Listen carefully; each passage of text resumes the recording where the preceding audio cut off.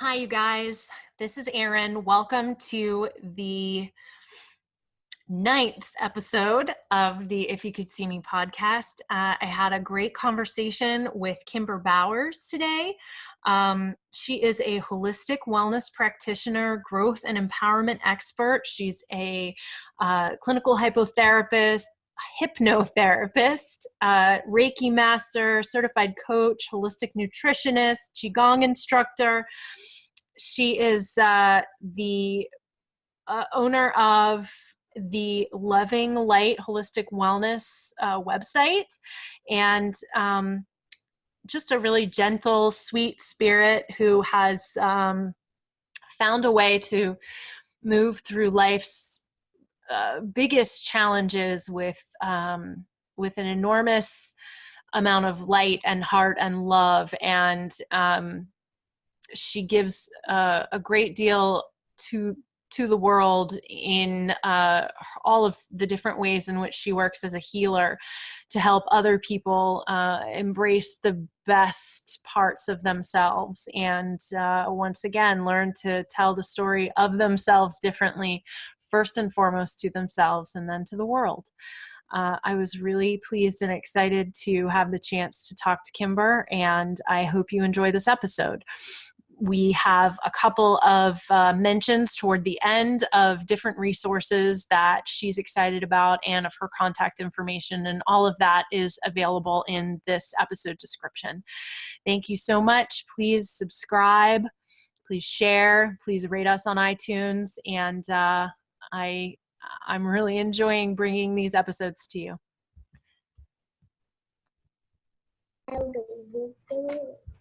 Hello. Hello, how are you? I'm well. How are you? I am good. Hang on one. Yeah. All right. I am concerned that my connection is not good, so I'm going to go in a different room. Okay.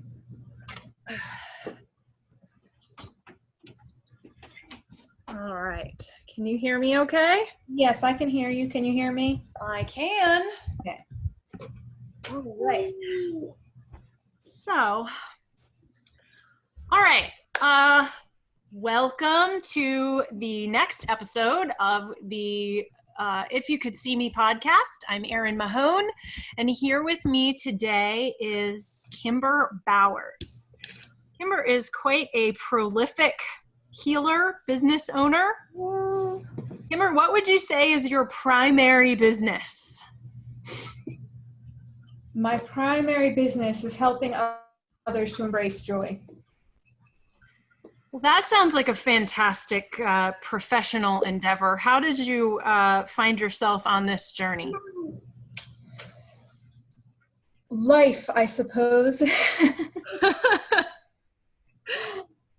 I've had quite the journey, and it's been a complete transformation in my life. So I've recognized that there are many other people struggling through the same types of blockages to that joy that I experienced myself, and I feel like that is where I can best serve. Can you tell me a little bit about those blockages and how they manifested in your life? Yes. The main thing for me was not believing that I deserved joy or that I deserved love. And for me, those blockages manifested as chronic illness, as addiction, as eating disorders, as depression. So there were a lot of things that going on there. Right. Where did you have your transformation moment? Where did you have your, what was rock bottom, or the moment where things changed for you and you started seeing, what was possible, or at least what you didn't want to have in your life anymore? I would say it's kind of a complex answer, but I lost the love of my life to addiction. Yeah. And the grief that came after that started my process of reinterpreting how I defined myself, because up until that point, I was always defining myself through what I was doing and who I was taking care of. Right. So it kind of forced me to reevaluate that. And it was like this trigger moment where I realized that without all of the things that I had been defining myself through, because at that point in time, I lost my job. I lost the person who I thought it was my purpose to care for. And I was sitting there like, oh my gosh, what do I do next? And I realized that I was still existing. Like all of these things that I thought made me valuable were gone, and I still existed. And I believed and trusted that that had to mean that I still had value without them. So I started to get in touch with my value on a deeper level and recognize just the inherent value that we all have, regardless of what we are doing and what we are achieving with our lives.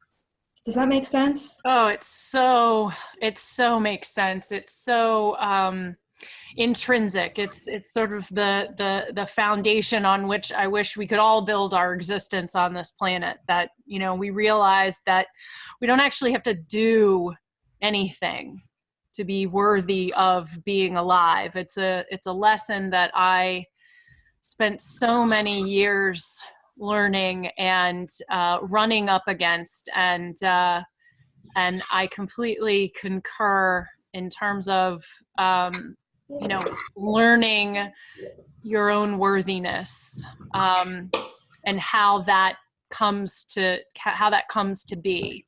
So what steps did you take following that? That's a huge realization. Had you already been in the healing field? Were you, is that what brought you into this field? You're a hypnotherapist, you're a Reiki master, you're a teacher, you're an author, you're a speaker. What were you doing before you were doing all of those things? Yeah, it wasn't an instant thing. That is definitely where this awareness began, but it took me many years to fully integrate that awareness into the way I was living my life. Right.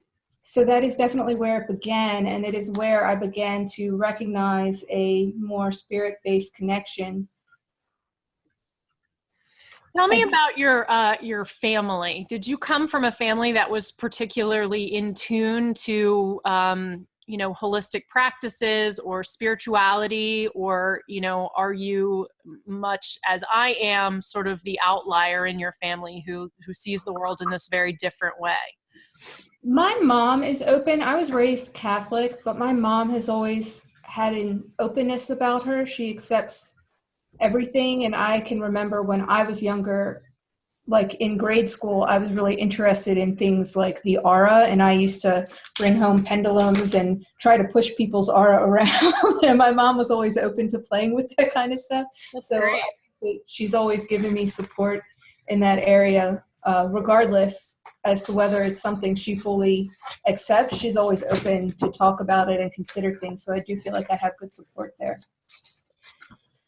So when you talk about the manifestation of unworthiness in, you know, depression and eating disorder and addiction, can you tell me a little bit about how you learned how to manage those aspects of your life and to, you know, move through them? I don't know that we ever completely overcome those things, but how to manage those impulses that, you know, tell us that we're less than, and send us into those places. Can you tell me what was your path to that? How did you manage it? Was it traditional psychotherapy? Was it, you know, medication? Was it meditation? What, you know, what's your path?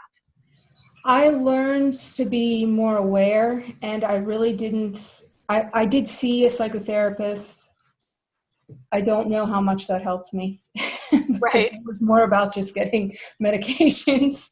Right. But I actually, I didn't do any reading or following. I kind of developed techniques through necessity, I believe, in my life. It was just a slow process of recognizing where I was taking myself lower and learning to build myself up. And I did receive Reiki, so Reiki did help me a lot with that. I believe that Reiki sort of gave me a deeper level of awareness, because prior to having used Reiki, I did not recognize the limiting thoughts that I was having. I did not recognize how negative I was talking to myself. Mm-hmm. And after that, I became more aware of those inner thought processes and was able to work through them and change them. And that is pretty much what I try to help other people to do, is to become aware of the places where their own thought processes are holding them back.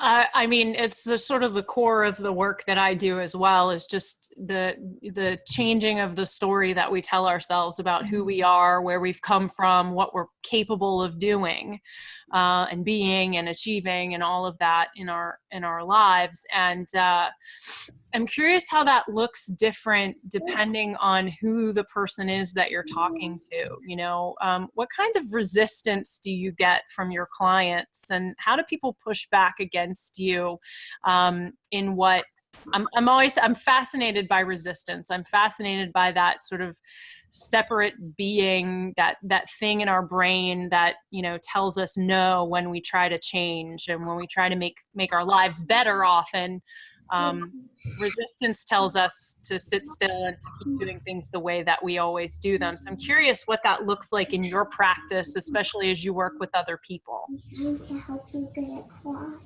It's mainly, I believe, the fear of loss, because people believe that if they change the way they are showing up, they're going to somehow lose something. Whether it's often they think they're going to lose relationships, or they think they're going to lose,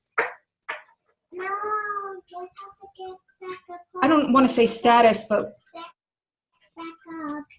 where they are, what they know and understand about the world.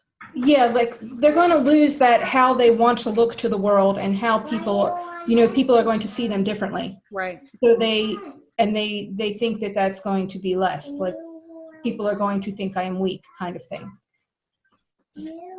People are going to think they're weak if they admit to having a challenge, or speak to the world differently, because it says that I acknowledge I am not perfect. Right. So now that you have kids, I hear one of them in the background. How many children do you have? I have 2. Isaac is 9 and Ciara is 4. So how do you think that your holistic journey, your adopting of all of these different healing modalities and different ways of reacting to the world has made you a different parent than you would have been otherwise? I think it is huge, because I am connecting to them better, because I myself am more present than I previously was. I was always so lost in my own worries and inner chaos before, that it prevented me from fully connecting to my kids. So I'm able to connect to them better. We're able to have more fun together, and I'm able to take the hecticness that is kids Right. seriously, and move through it with a better ability to adapt. Like it used to be that I was very self-critical when there was 50 million things going on and you forgot to pack lunch or something, that was the end of the world. Right. And things like that don't really bother me anymore. I've learned to just, okay, I'm doing what I can. What's the next best step? What can I do next? Type of focus that makes those things easier to handle. I feel like, in a world where women are very critical of each other, but often moms are so unkind to one another. And I feel like that learning a certain amount of self-compassion and, to not being quite as hard on ourselves as we were, as we used to be, as you just said. If moms adopted this, I mean, all humans, but in particular moms adopted that sort of kinder self-talk, that we could be nicer to each other. How do you talk to the women that you work with about how we commune with each other as women, and the vicious circle of this mean girls attitude that we kind of walk around with unless we really keep it in check? I completely agree with you, and I tend to talk to all my clients about being kinder to themselves and also being kinder to one another, because really I find that most of the time when we're judging other people, it's because we are judging some aspect of ourselves. Exactly. So I think that by working through that self-judgment, it kind of comes as a natural effect to be less judgmental of others as well. Does that make sense? No, absolutely. I mean, it's at the core of the storytelling work that I do, the personal narrative storytelling work that I do, that, you know, when we are able to be kinder to ourselves, we are then better equipped to be more compassionate toward others. And I think that that's where the biggest change can happen in our world. We can't learn to be compassionate of other people's pain until we're kinder to ourselves about what we struggle with. Right. So, how do you talk to your kids about the world that we live in right now? Especially your 9-year-old. I would imagine your 4-year-old is less connected or aware necessarily of a lot of the chaos that goes on. Yes. I try to focus on growth in any tragedy, in any amount of craziness that is going on in the world. I try to focus on, there are always some positive things that come up around it. We can see people rallying for good causes. We can see people who step out to help, that kind of thing. So I try to focus on those kinds of things to try to take the weight off. Not that we shouldn't acknowledge that these tragedies are happening, because we do need to acknowledge them and accept them in order to accept where those changes can be made.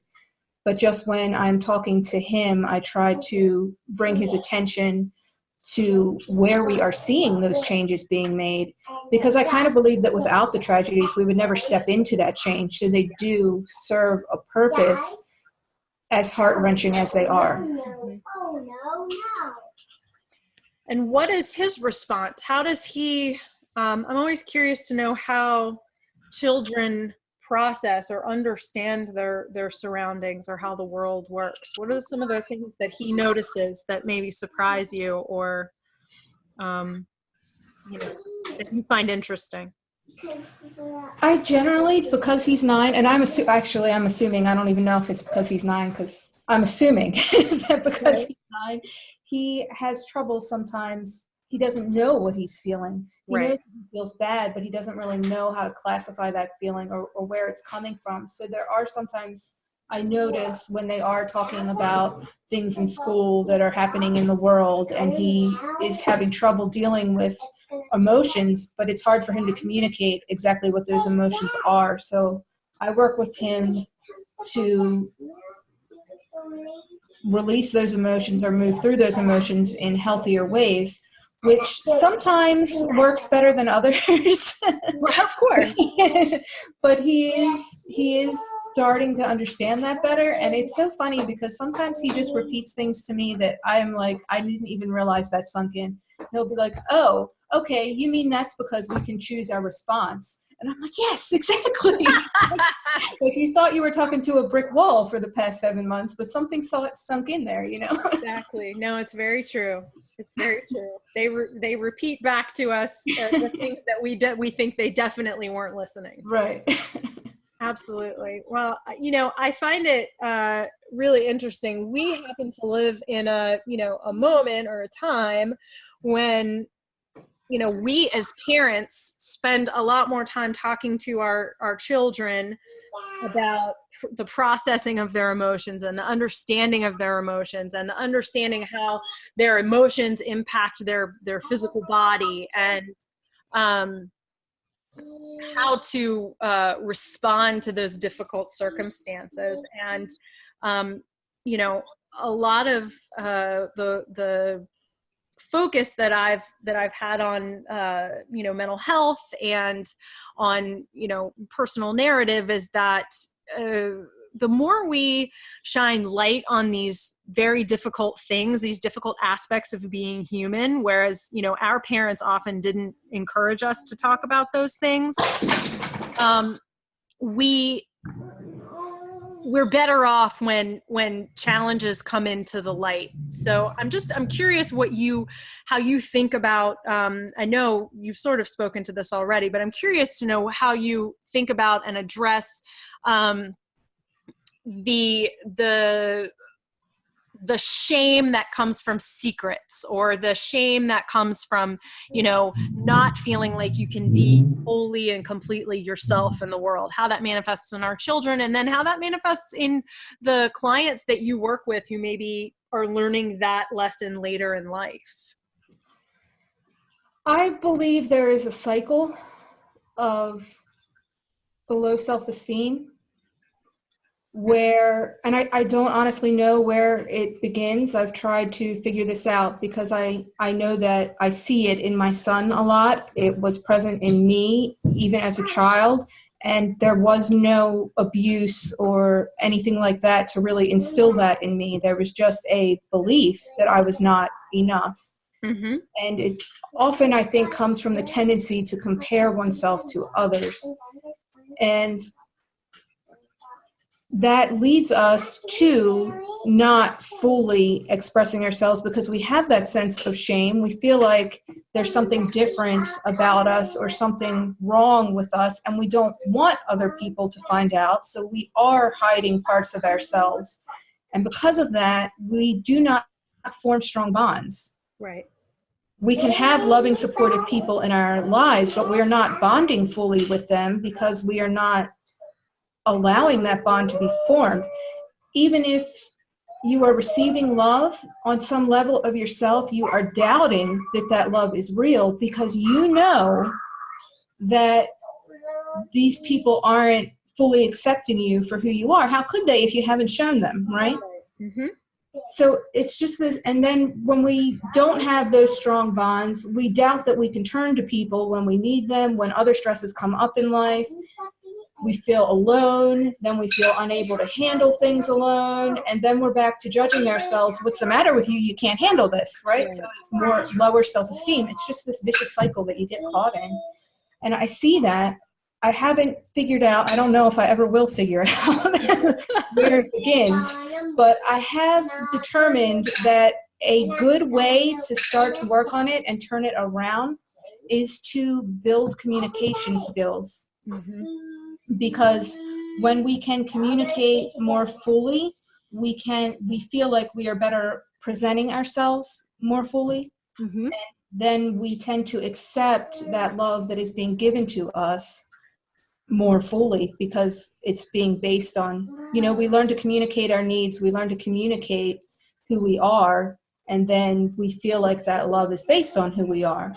So to me, that's the simplest place, because you can't really tell someone, oh, well, just start feeling better about yourself and then communicate it. No, the communication there are steps that you can take to build up your communication. And it may not be an overnight process because you still have to get comfortable with what you want to communicate. But there's definitely steps there. And with each step that you take, you build up your own confidence. Right. What are the things that you do for yourself to, disconnect, to take care of yourself, to have fun, to, just kind of just separate yourself from the stresses of the world and life's challenges? My favorite thing to do is just to step outside. If I can step outside and really pay attention to all of my senses, that really helps me to release anything that I'm worried about, anything that I'm carrying. I actually step outside, and sometimes it can be someplace like the Walmart parking lot. I don't care if I'm having a rough day. I just stand there, I separate my feet, I put my arms up to the sky, and I just open to everything I can notice in that moment, the colors, the smells, the feel of the wind, whatever there is to really notice. And it really grounds me in the moment and connects me to that sense of something larger that I know I am connected to, and that is just flowing through everything. That's so simple. I mean, anybody can do that. It doesn't matter. You don't need any special equipment. You don't need a membership anywhere. You don't even need another person. You can just stand outside with yourself and your senses and reconnect to what's real and true in the world. We live in a very loud world right now where we're constantly being bombarded with information, and a lot of it is scary and overwhelming. So I think that's a wonderful way to just sort of reground ourselves. And it's so simple. It feels kind of childlike, and I think that's why I like it. No, I think that, I mean, we definitely don't connect to that childlike part of ourselves as adults. One, we're not encouraged to socially in many cases, and two, we feel like things like that are indulgent. And I have so many conversations with people who, say, oh, meditation is so indulgent. Oh, I've got to be doing all these other things. Oh, that's, but taking that time and slowing down and quieting our minds and removing all of those interruptions is really probably the best thing that we can do for our health, because it takes us back to that original place, that quiet space inside of ourselves. Right. Do you, is there anything that, I mean, we talk to a lot of different, or I talk to a lot of different people on this podcast, and a lot of different backgrounds. And so as a holistic healer and a hypnotherapist and a Reiki master, is there any one resource that you would recommend to people? A meditation, a podcast, a book, a movie, a thing that comes to mind that is inspiring to you or exciting to you or helps you to kind of adjust your perspective in your work or your personal life? I gotcha. I like, I'm not sure, I don't know the link for it. But Okay. I like Catherine Love's podcast. That's Laub is her name. She has a podcast that I like, and she helps people work through depression. And I also like a Reiki practitioner. Her name is Susan Grace Wisniewski, and she has a blog on the webpage for Insight Services, which you can Google. It does come up. Okay. That I recommend, because she writes about a lot of everyday things and how we can see light through them.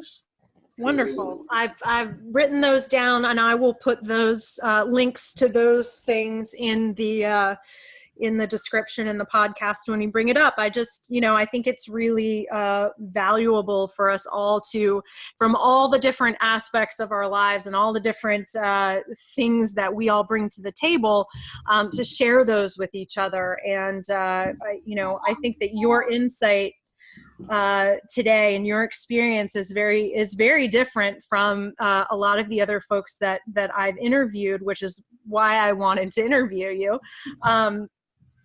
Because I do think that, we need all the tools in our arsenal that we can get in order to, be the full and complete versions of ourselves that we can be. And I really appreciate your time and your perspective and your expertise. You are quite prolific. I definitely encourage everybody to check you out. I'm going to put a link to your website as well in the description. And is there anything specifically of yours that you would like for our audience to connect with?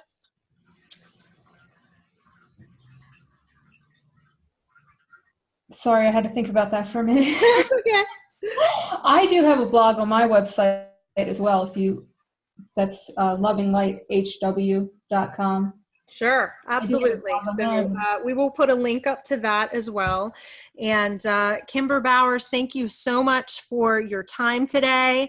Your daughter did awesome in the background. I loved listening to her playing and talking. She seemed like she was really entertaining herself very beautifully. She was playing with the rocks. Awesome. Fantastic. Thank you so much. I wish you all the best, and I hope you have a wonderful day. Thank you for joining us. Thank you. You too. Bye-bye. Bye.